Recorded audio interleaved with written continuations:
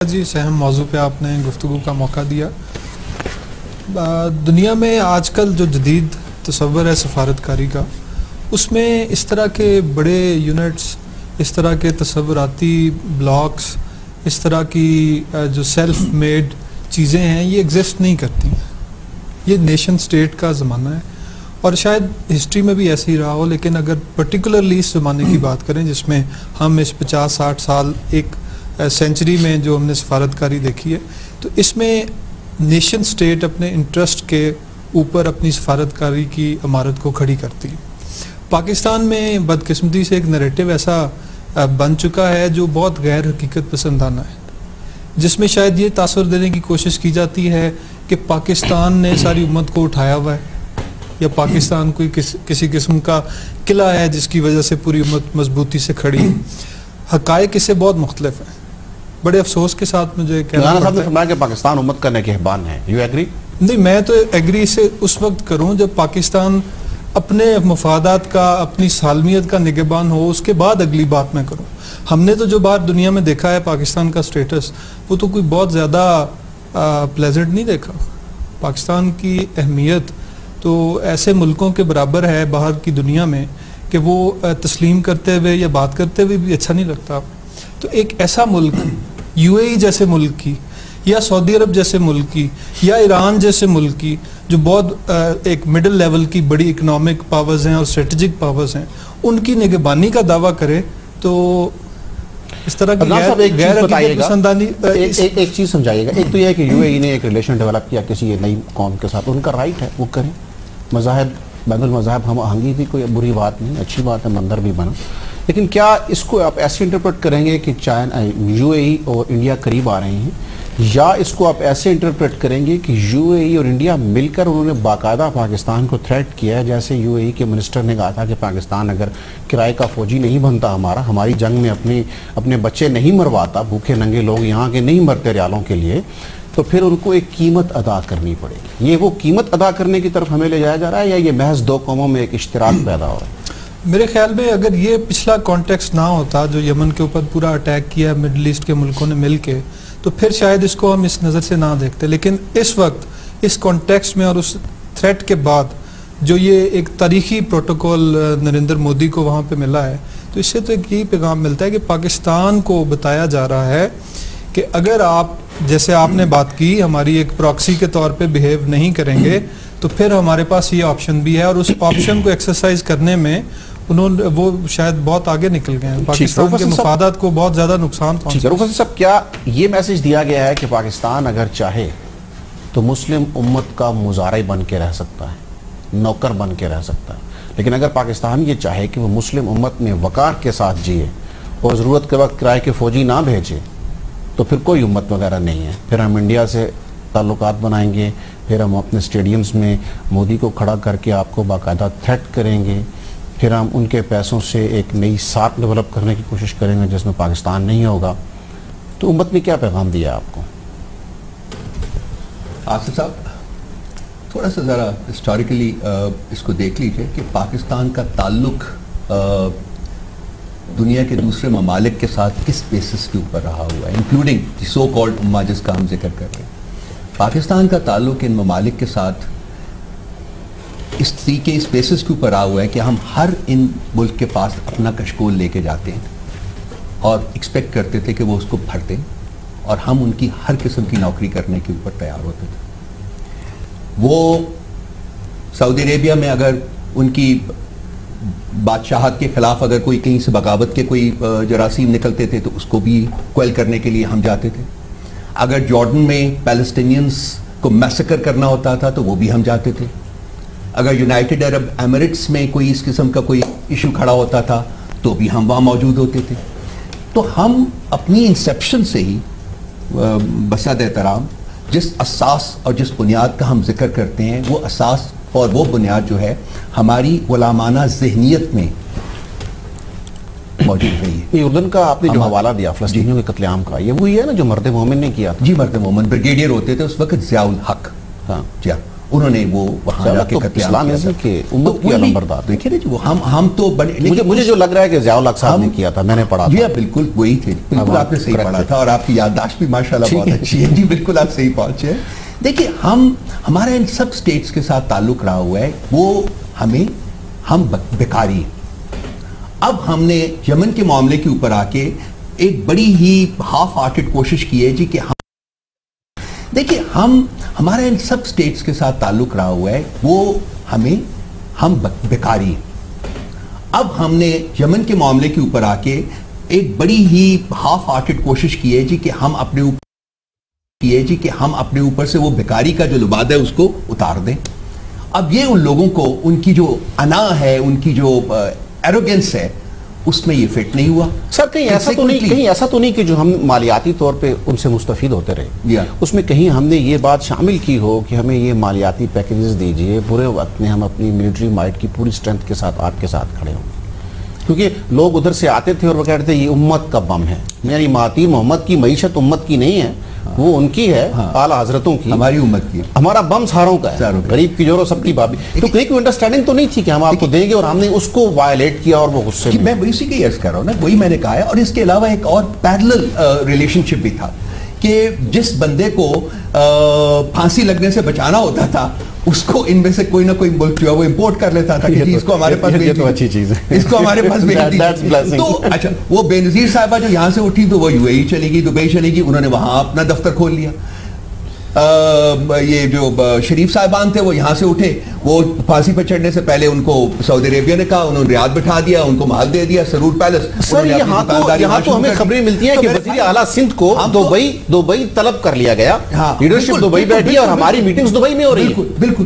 تو اب آپ نے پیپلز پارٹی نے اپنا سارا دفتر وہاں کھولا ہوا ہے, ایم کیو ایم نے دفتر اپنا جو ہے وہ لندن میں کھولا ہوا ہے, شریفوں کا دفتر آج تک بھی ریاض میں کھولا ہوا ہے. یو اے ای والے آپ سے ناراض ہو گئے تو آپ یہاں سے لوٹا مال کہاں رکھا میرے بھائی, آپ مجھے یہ بتائیے کس بیسس کے اوپر عزت آپ مانگتے ہیں, کس بیسس کے اوپر؟ آپ کے کشکول میں بہت کچھ ڈال دیا گیا ہے, بہت کچھ ڈالا جا چکا ہوا ہے, اور اب آپ اور مانگیں گے تو اس کے لیے آپ کو وہ دیتے رہنا پڑے گا جو آپ دیتے رہے. اور یہ امہ کا جو تصور ہے یہ پاکستان کی حدود سے باہر نہیں ایگزسٹ کرتا, یہ اس اساس کا اور اس بنیاد کا جو تصور ہے یہ پاکستان کی حدود سے باہر نہیں گزرتا. اور by the way historically again Quaid Azam صاحب جو کہ میرا لیڈر ہے, اور اس کو صرف میں اپنا لیڈر مانتا ہوں, انہوں نے مذہب کو اسٹیٹ کے معاملات سے علیحدہ کر دیا تھا. اس کے بعد ہم نے قائد اعظم کے یہ قابل بحث بات ہے سر, دیکھیے میں اختلافی نوٹ ضرور دوں گا, آپ کے ساتھ آئیے, آپ میں حاضر ہوں آپ کے ساتھ بڑی لمبی چوڑی لمبی بحث ہوگی, میں لے کے آیا ہوں انشاءاللہ پھر بیٹھیں گے اس پہ, تو میں پوری کنوکشن کے ساتھ آپ سے اختلاف کی جسارت کروں گا اور ہم بیٹھیں گے انشاءاللہ کسی دن. مولانا صاحب بچوں کو ایجوکیٹ نہیں کرنا چاہیے کہ خطے کی پالیٹکس کیا ہے, کون کہاں کھڑا ہے. اب مولانا نے خود انڈیا اور امریکہ کے ساتھ یو اے ای کو بریکٹ کر دیا, تو یہ بریکٹ کیا نصاب میں نہیں آنی چاہیے, بچوں کو پتہ نہیں ہونا چاہیے, یا انہوں نے امت کے تصور میں ہی بڑا ہونا ہے. آصف صاحب آج جو ہمارے ملک کے مسائل ہیں, جس شدت کے یہ مسائل ہوئے ہیں اس طریقے سے, اس کی سب سے بڑی وجہ جو ہے وہ وہی ہے نصاب. ہم نے ہر غلط چیز جو ہے وہ اپنے بچوں کو, امپریشنیبل مائنڈز کو پڑھائی ہے اور آج بھی پڑھاتے جا رہے ہیں.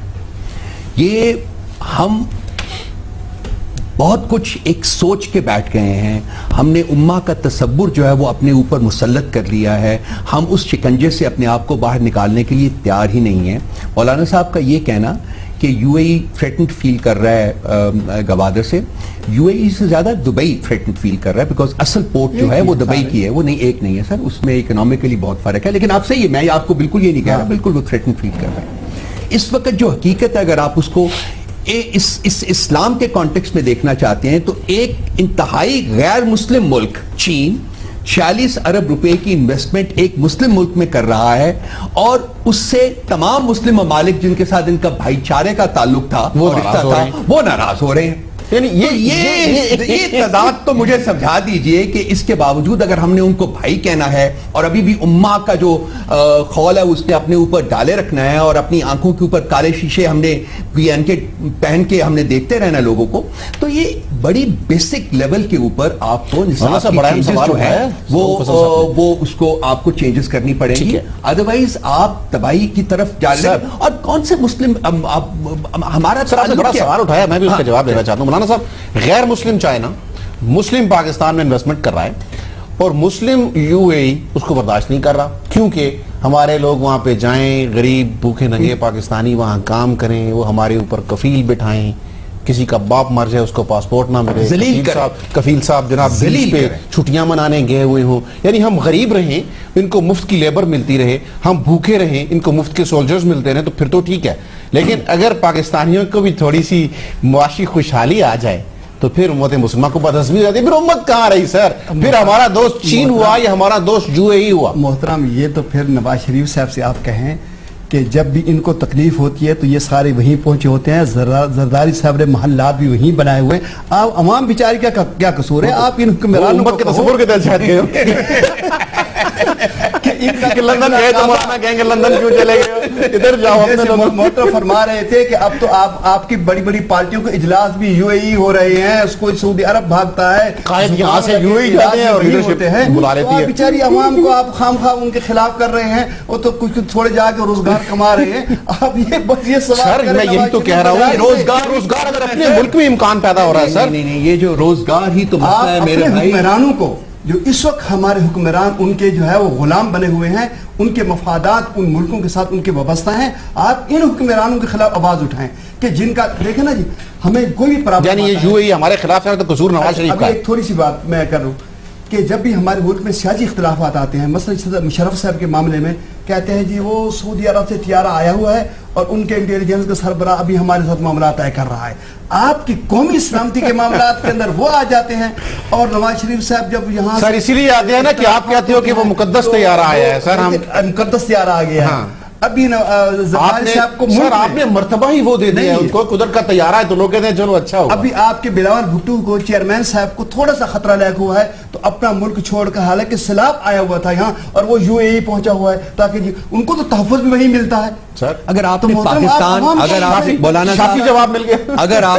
اگر آپ نے پاکستان اور عرب ملکوں کے تعلقات کو سمجھنے کی کوشش کرنی ہے تو وہ اس سے سمجھ لیجئے کہ ہمارے جو غریب لوگ وہاں جا کے نوکری کرتے ہیں ان کے ساتھ جو رویہ اڈاپٹ کیا جاتا ہے، جس طریقے سے ان کی تذلیل کی جاتی ہے، جس طریقے سے ان کو ذلیل کیا جاتا ہے، جس طریقے سے ان کو گالی گلوچ دی جاتی ہے، سر یہ آپ کا ان کے ساتھ رشتہ ہے. سر ایک سیکنڈ، اور سر یہ حکمران اس میں نہیں آتے.